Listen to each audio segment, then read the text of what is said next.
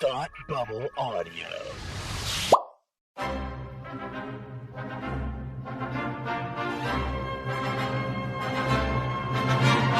Look, up in the sky! You will never find the more wretched hive of scum and villainy. Welcome to Beer with Geeks with Tim and Frank.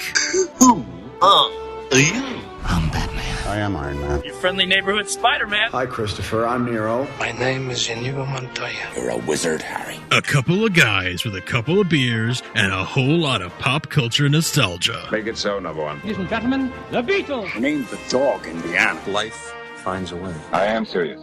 And don't call me Shirley. Now sit back and crack open a cold one, because it's time for Beer with Geeks. It comes in paints? Shaken, not stirred. Great Scott! I was way off. I knew it started with an S, though. Hi, and welcome to Beer with Geeks, where two geeks geek out with beer. I'm Tim, and with me, as always, is my not-so-great threequel, Frank. How are you? I'm not the best threequel, but no, you're the best individual and probably sequel, but you definitely should never split yourself into three parts. Yeah, probably not. I wouldn't advise that for really anybody, but it's just a bad idea. It's a bad call. It's probably a bodily issue, if anything. I don't think any body organ can take three separate parts. That's neither here nor there. Anyway, what are you drinking? So I was just in Charleston, South Carolina, where I discovered a wonderful beer that I've been enjoying. And this is called the Westbrook Brewing Company White Thai. Thai spelled Thai. Because it's a wheat beer, and typically that's like a Belgian, right? But this is a wheat beer with a little bit of a Southeast Asian feel going on here. So instead of like the normal, orange and coriander type of spicing here, they're using ginger root and lemon. Oh, and that sounds delightful. It's very good. It's got a little bit of it's refreshing, but it's kind of spicy because of the ginger. It's good. It's good. I like it. I like it a lot. It's an interesting twist on an old favorite. So, yeah, Westbrook White Thai. That's what I'm going with. How about you? I am drinking Sankaty Light Lager from the Cisco Brewers over on Nantucket because I'm American. American. No, honestly, it was just in my fridge, and I like Cisco, Ramon, and Brewers. Yeah, it's good. It's light and it's a lager, as the name tells you. Oh. So the name, it lives up to its name, it sounds like. It lives up to its name, but I mean, it's good. It's got a kind of a citrusy hop to it. It's good. Awesome. Yeah. But you know what's not awesome, Frank? What is not awesome? Tell me. Insanity. Insanity is not awesome. Okay. And do you know what the definition of insanity is? I do believe it's trying the same thing over and over again and expecting a different result. Yep, that is exactly what it is. And I just did that right now. Yep. Tell me what you did. Tell the people what you did. I watched Spider-Man 3 because I'm insane. Because I went in thinking maybe this will be like Superman Returns, and maybe I'll enjoy it upon a rewatch without any biases and just kind of enjoying the film for the film that they made. Sure. Well, I was wrong. This movie is not good. Like the status. It's not quo. It's not. No. But before I rant for half an hour, tell me about your experience with Spider-Man 3. So, I mean, I saw this movie pretty much right when it came out, and I remembered thinking, okay, we talked about Spider-Man 2 on the last episode, right? And yes. I anticipated Spider-Man 2 so much, and I was so excited for it, and I loved it. In fact, actually, just the other day, I found some tweets that I had posted like 7 or 8 years ago. Not right when Spider-Man 2 came out, but shortly, a few years later when I was rewatching it. And I said, like, oh man, I think I like that movie more than Spider-Man 1. So like that's kind of been my feeling on that movie. So I was super excited for Spider-Man 3. It was a really deep tweet you really sent out, Yeah, well, there were a few tweets, but like that was the general consensus of it was just that like, okay, generally speaking, like, yeah, like it's so good. on every rewatch, Spider-Man 2 is so good and so enjoyable, so much fun. And Spider-Man 3, I was really ramped up for it, really excited for it. And I walked out of the theater feeling like, I didn't hate it, but something didn't, I don't know why that didn't scratch the same itch that the other movies did. And then on subsequent, and I bought it on DVD, and on subsequent rewatches, it just more and more I just had to like come to terms with the fact that no, this is not the same. There's something missing here. And yeah, but you've just watched it like minutes ago. Yeah, I finished it about 15 minutes ago. Yeah. Okay. Wow. Yeah, it was pretty terrible. Where do you want to start? The beginning. Okay. Because it's the best place to start. A very good place to start. The first hour or so of the movie is actually pretty good. Okay. So it's only as the movie went on did my anger like really like start to gestate, I guess, more than anything, because the movie is just one grand explanation. Like, if anybody has ever wondered, like, when somebody says, like, why does that happen? Because the plot demands it to. This is an example of because the plot demanded it. Like, it is a fine example of studio meddling and shoehorning. It's a fine example of fan service gone too far. It's a fine example of phoning it in. It's a fine example of why I don't think Kirsten Dunst is a great actress. I'm running out of things. But those are all valid things. Those are all quite valid, I would say.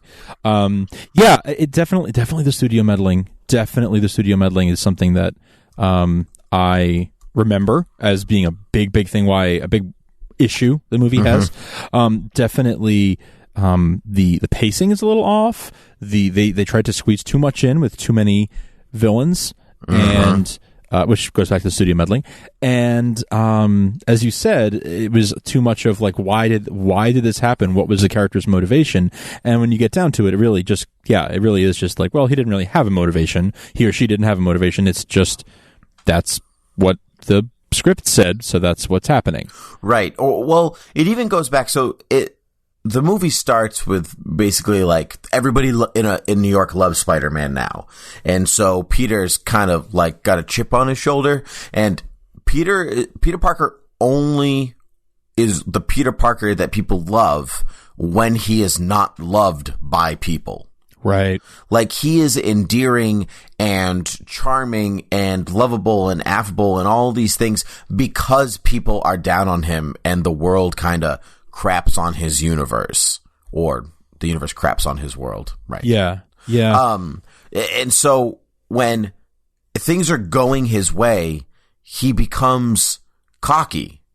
And so he, in this film, right off the bat, does not make good choices before the symbiote suit even shows up.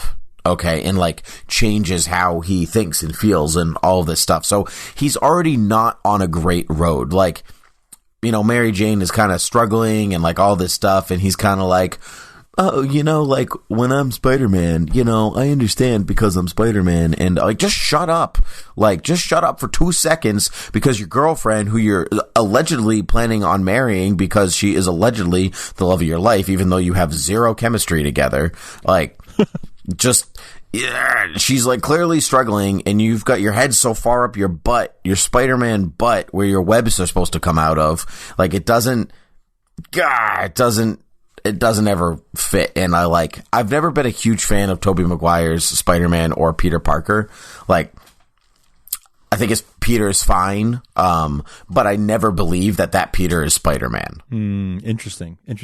Like, when you see Spider-Man do amazing things, I'm like, nah, no, not so amazing. I don't think that Peter is capable of such things. Interesting. Yeah, we've talked about that, before, as we talked about the other movies. I think his Spider-Man is okay. His Peter's a little off, because he's just a little too low key.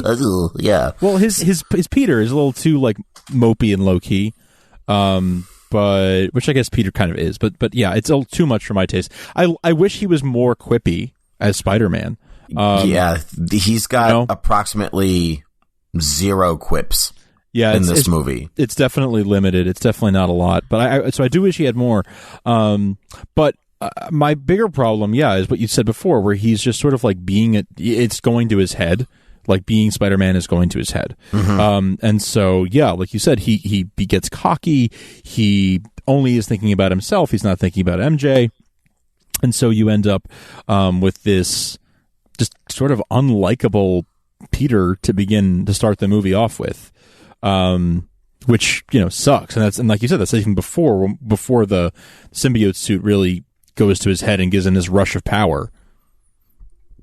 Right. Well, that's where the shoehorning even starts, because they're like in the park and they're up on his webs and they're like looking at the stars, and it's very cute, and he loves her and she loves him, and then this meteor just happens to crash near him, just happens to get on the back of his bike, and just happens to find his way onto his Spider-Man costume, where it just absorbs into the material, even though later in the film it is shown that it is not really necessary, because it kind of like goes on his face, but then all of a sudden he's wearing his mask and it could be removed, and then when it goes on Eddie later, he's just wearing regular clothes, and yet it still looks like Spider-Man's costume for whatever reason. And it's just like, that's where even like the fan service part comes in, where it's like his costume is just a black version of what he was wearing before, with like the spiders maybe a little more elongated, and like there are subtle tweaks.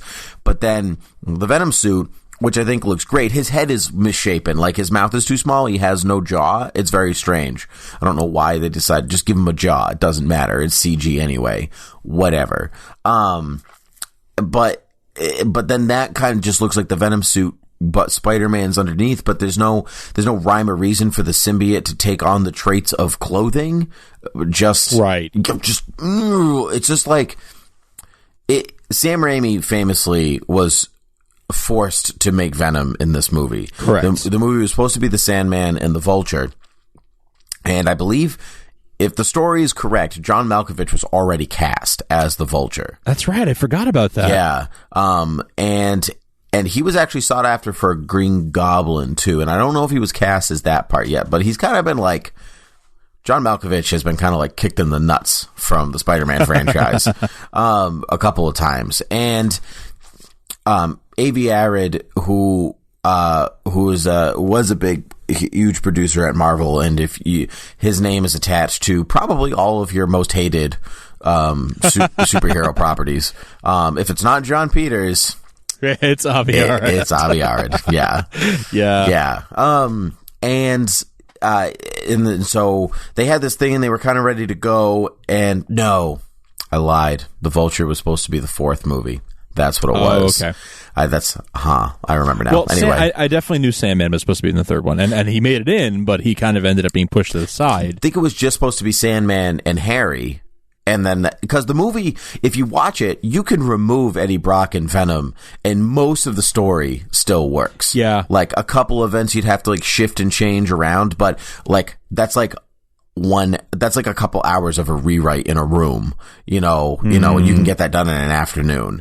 So, it feels like people like Venom, people hate Venom, he was very popular in the 90s, but he was popular a lot because he has a cool design. It's kind of simplistic, and he's a monster, and like all this cool and whatever else. But the real villainy is Eddie Brock, who knows that Peter is Spider-Man and taunts him because he knows that identity. So it's like Peter comes home and Eddie Brock is sitting at his kitchen table with Aunt May having tea, and he's like, "Hey buddy, how are you?"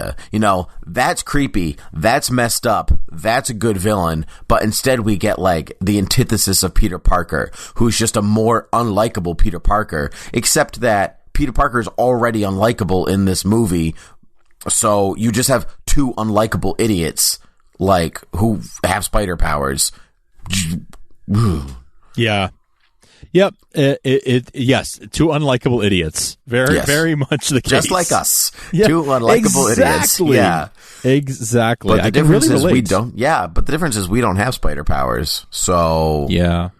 Thanks for reminding me. Who really went out here? And so all that plays out, and Sandman, which you could tell was going to be the villain of Doc Ock's Substance, right? Yes, and because he gets the big sweeping origin and the tugging at the heartstrings of like how he, is sort of forced into this existence that he didn't really want, even though he wasn't a great guy all the time. Right. He even says that in the movie. He says, like even with the powers and all that, he even says like, I didn't ask for this. Yeah. Yeah. This is just, I'm stuck this way. My daughter is dying. I'm just trying to get money for her to survive. Right. And and then they shoehorn this thing like he's the one that killed Uncle Ben and not, the stranger in the elevator. So and that was forced. his partner. So forced, because then even when the moment comes when Spider-Man at the end of the film is like, hey, you killed my uncle, I'm sad and stuff. And, he says, like, he tells the story and he's like, and the gun was in my hand. And then before I knew it, he was on the ground. And I was like, do you know how a gun works? Like, it actually takes some kind of force from your finger to pull the trigger. Like, you can't just like be standing there and like accidentally pull it. Particularly the gun that he was holding. He's holding like a giant 44 Magnum. And I'm like, that gun requires force. Like, sir. I know that he's a big guy and a strong guy, but it still requires some like thought. It's kind of hard to just even fire that a thing by water accident. gun requires like good enough finger movement, And if you had no intention of actually killing this guy anyway, why is your hand even on the trigger? Why isn't it on the outside? Uncle Ben's not going to know. Why is the safety off? Why is the safety off? Yeah, like, God, you're terrible. Like, you deserve to be in prison because you're just dumb. like those were all dumb things that, like, if you didn't want to actually kill that guy, just have the safety off. Like, why? Yeah. All right, just have the safety on. Like, just. Yep. Absolutely. Although, props to Thomas Hayden Church though for looking good. He looked great in the part. He looked the part. He had the nice, khaki pants and the tucked in t-shirt, which good for him. He's tucking in his t-shirt. Just like a Batman 66 henchman. Yeah, exactly. Tuck in those t-shirts, boys. Yeah. We're not going to look slobs even though we're robbing a bank. Exactly. Yeah. And that's all fine. And then you have Harry who has had arcs through the whole franchise. Peter's best friend who, thinks that Spider-Man killed his father. So, he kind of has this, obsession with Spider-Man, and then he finds out that Peter is Spider-Man, and he kind of has he literally has a mental breakdown in the film. We talked about it on the last episode where he's like, Norman needed the Oz formula to have a breakdown, and become the Green Goblin. But Harry just snaps. Has one all by himself. All by himself. Doesn't need any special help. So he like soups himself up and he's ready to take on Spider-Man, and he gets amnesia because of course. And, and then Peter and him become friends again. And like all this is stuff, which is a fine arc, and it goes all the way through until Harry he's all messed up from the fight with Peter. His face is all scarred. And the old butler Bernard, after Peter is like, oh, I need your help. And, Harry's like, suck it, I hate you, or whatever. And Bernard is like, I've seen things in this house I've never spoken of. The night your father died, I cleaned his wounds, and he was stabbed by his own glider. It was not Spider-Man's fault. And it's like, where were you years ago, Bernard? You are the most useless. You know what? He's like Woodhouse from Archer.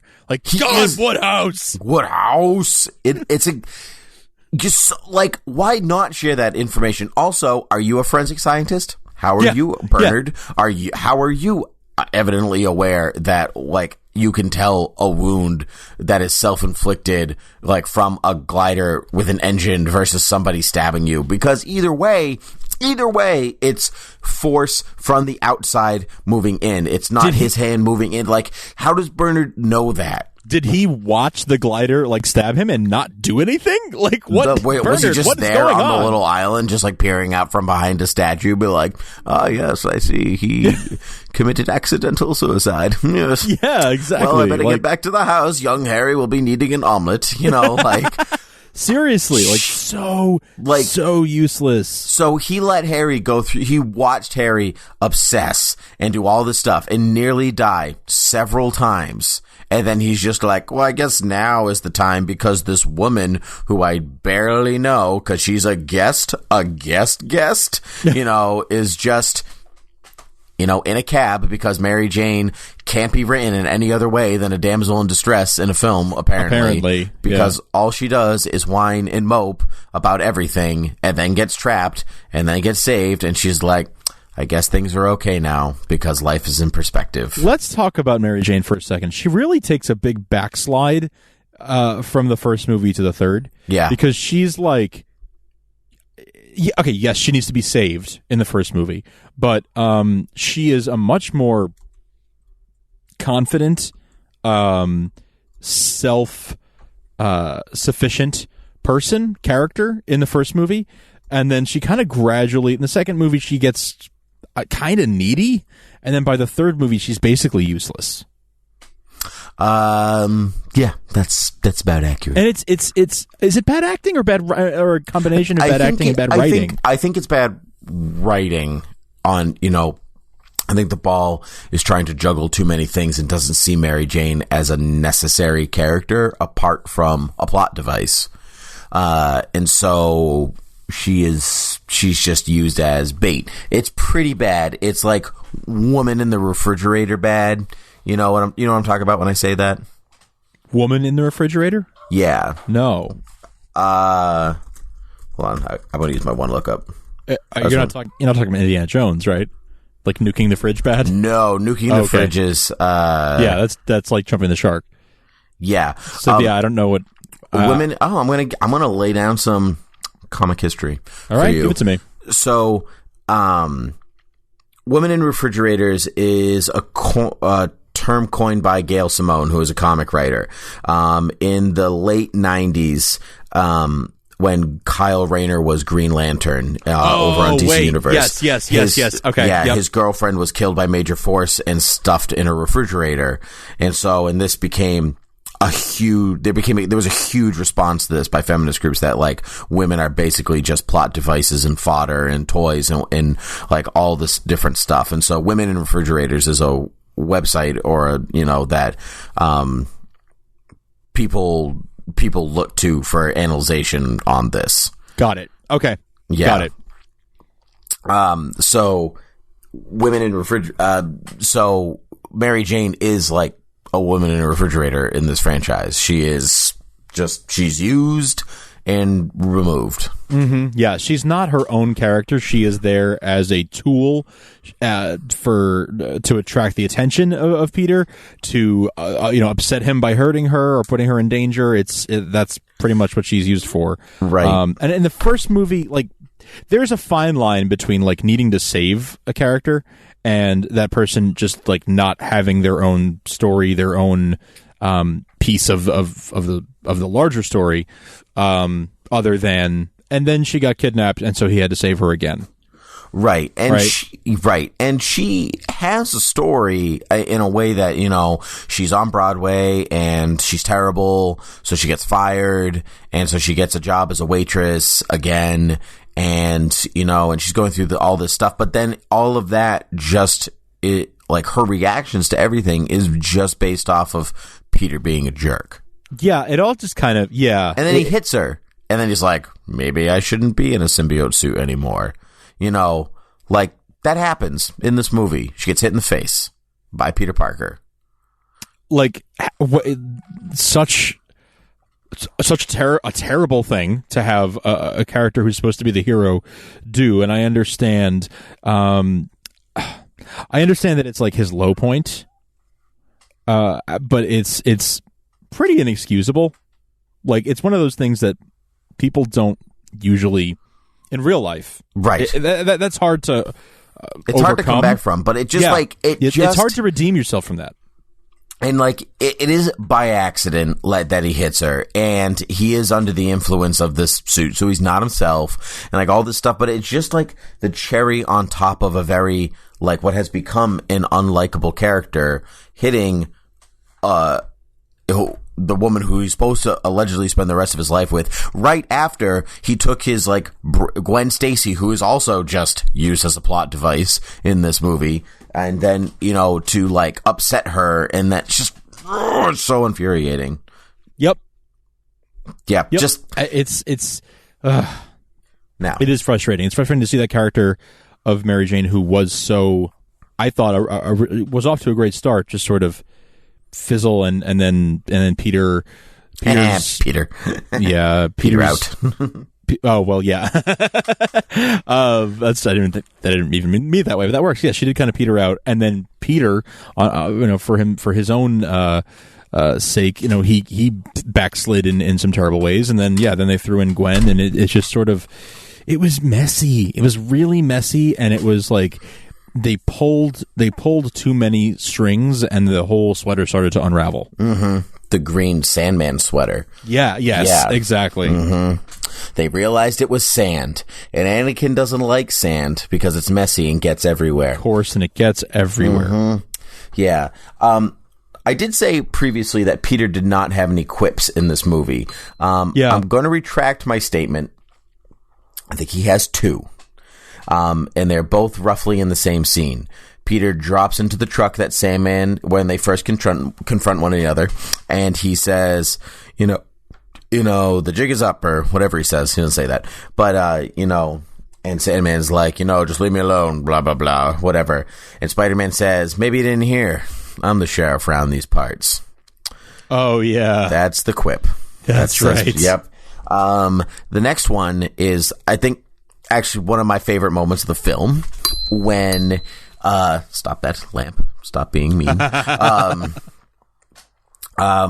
When he, Sandman escapes after that scene, and Peter swings up to a roof, takes off his mask, and all the sand comes out, and he says, where do these guys keep coming from? Yeah. He takes off the boot, and it's just a bunch of sand coming out. That's funny. That's cute. And that one's good. Yeah, I like that one. Because I think this movie feels like Sam Raimi trying to go in one direction, like to be Sam Raimi, and the studio going, no, include all this extra stuff. And then so you get this weird, disjointed, very studio based, here's this movie that moves from this point to this point to this point. And then you have fun Sam Raimi stuff, but then it goes overboard with dance numbers, plural. Yeah. Oof. Yeah. Yeah, that's so bad. That one in particular is so... Go ahead. Yeah, this was also the same summer that Fantastic Four: Rise of the Silver Surfer came out. Oh my god! In which Mr. Fantastic also had a dance number. What was it? What was it with the dance numbers that year? I don't know. It wasn't even one is Sony and one is Fox. It wasn't even the same studio. It was just awful. Dance numbers everywhere. Now, of Course, as always, the shining light in these films is J.K. Simmons. Always. Who is back as J. Jonah Jameson, who is suffering from, blood pressure. Mm-hmm. And so he has delightful scenes with Elizabeth Banks as Betty Brant and Bill Nunn as Robbie Robertson. And, all that is... Oh, and Ted Raimi as Hoffman, who I always enjoy. It's hip, it's now, it's wow, That's right. I actually love that stuff quite a bit, but it's just these odd moments of episodic levity inside what is kind of a dour film. The rest of it is really just... Yeah, it is. It's a much darker film than the other two, mm-hmm. and it's just a sad way to end that saga. It's just a sad way to go out, especially since Spider-Man 2 is still looked at a fine example of a superhero film. Great superhero movie, and then it just kind of took a nosedive off a cliff with this movie. And we try to be really positive when, in general, you and I are both I want to like things. I want to enjoy things. I don't want to watch things I don't enjoy.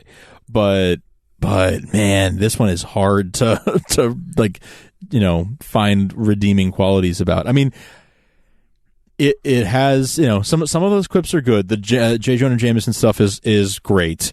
I really like Bryce Dallas Howard as Bryce Gwen. Dallas Howard. I don't think she's given nothing to do. She's given absolutely nothing. Yeah. But I could have seen her being a good Gwen, given a good script, given I agree. She enough looked of a like shot. her, certainly. She looked the part. I do rather enjoy that Kirsten Dunst is a blonde and Bryce Dallas Howard is a redhead, and they're playing their opposites in the film. That is kind of fun. That is kind of fun. But if that's like my fun fact for this movie, it's not, you know what I mean? It's not enough. Also, fun fact, I do remember that Ben Kingsley was supposed to be the Vulture in this film, not John Malkovich. Yeah. Oh, wow. Yeah, would have been awesome. Yeah, right. Until you found out that he was just an actor playing the Vulture. Trevor Slattery, no, they give they said they get you off drugs. No, they said they give you more. There's another movie I could talk about for a while. But see, I love Ben Kingsley so much that even though I hate how Iron Man 3 massacred the Mandarin, I still get Ben Kingsley being awesome. I just, in two separate, personality parts. So right. It's got that going for it. Yeah, we could talk about that another time. I think you have stronger negative feelings in the movie than I do. Yeah, probably. I think I have stronger negative feelings in Iron Man 2 than you do. Yes, I like Iron Man 2. So, well, another day, perhaps, we'll have a civil war of just the Iron Man movies. Oh, yeah. That'll be fun. Speaking of Civil War, we are just days away from it at this point. Indeed, we are. So we will definitely be talking about it soon after its release. But until then... do you have any final thoughts on Spider-Man 3 here before we wrap up? I think this is the first time I was negative for half an hour, and I feel dirty. It's okay. You gotta get out of your system sometimes. It's not a new movie. Everyone knows it's nothing surprising, I don't think. But it's gotta get out of your system. So you vented. It was good. We both vented, and now we have a clean palate going into Civil War. I think actually watching this film helped me get ready for Civil War, to remind myself of what had come before, only then to be really happy. Yeah. Hopefully to see, what comes next.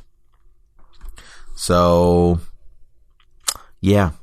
Yeah. Yeah. Not a shining example of superhero movies, but it happened. and I own it. I do too.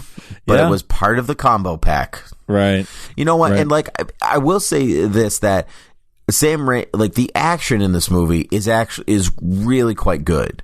I think despite Eddie Brock's characterization, I think that, and blowing up Venom at the end, which I'm still mad about, well, just because I watched it a half an hour ago. But I think that, can you hear my cat meowing? I did just hear that one. Yeah, he's been meowing this whole half hour. That's the first one I've heard, actually.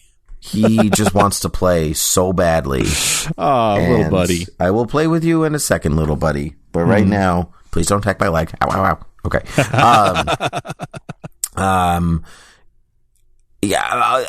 There's a scary factor to Venom where you don't know where he is, and it's not affecting his Spider-Man spider sense, and so all that's played well.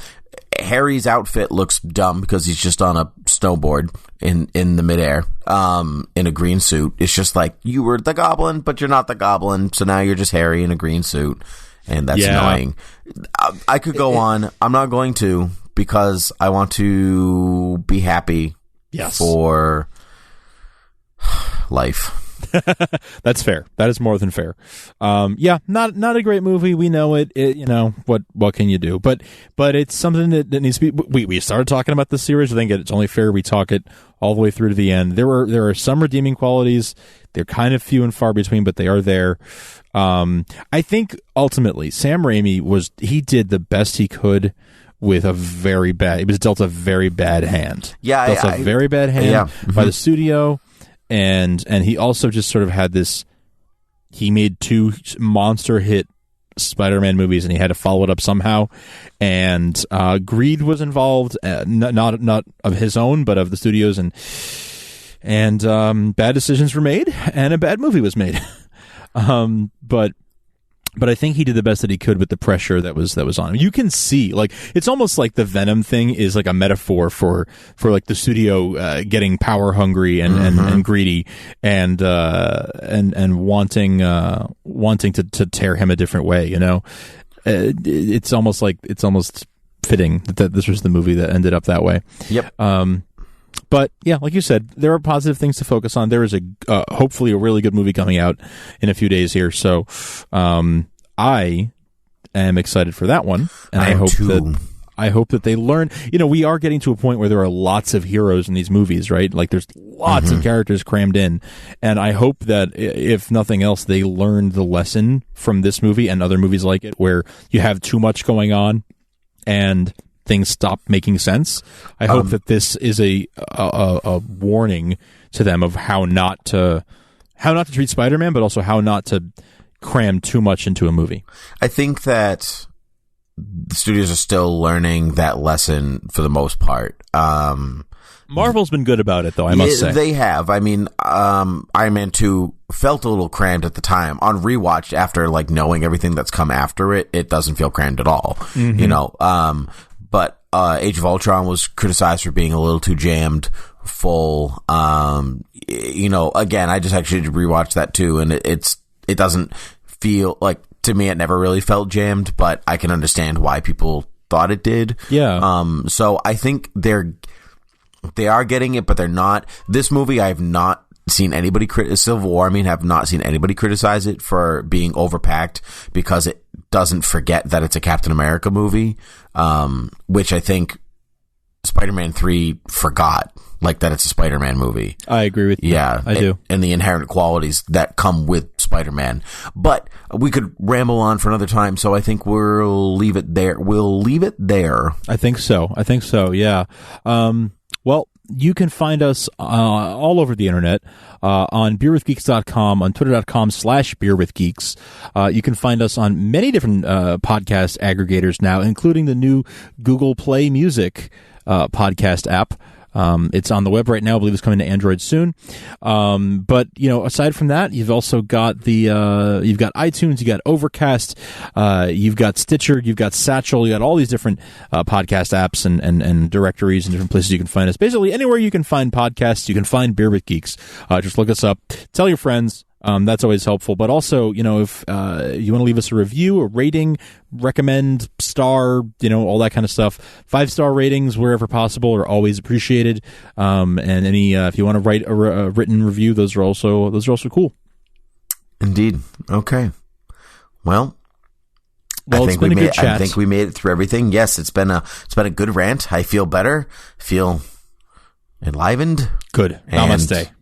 Yes, indeed. Okay, well, until next time. Cheers.